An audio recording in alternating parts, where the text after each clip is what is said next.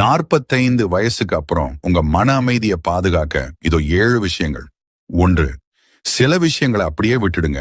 எல்லா சண்டைக்கும் உங்க சக்தியை செலவழிக்காதீங்க. ஈகோவை விட மன அமைதி தான் பெருசு. 2. உங்க ஆரோக்கியத்தை பத்திரமா பாத்துக்கோங்க.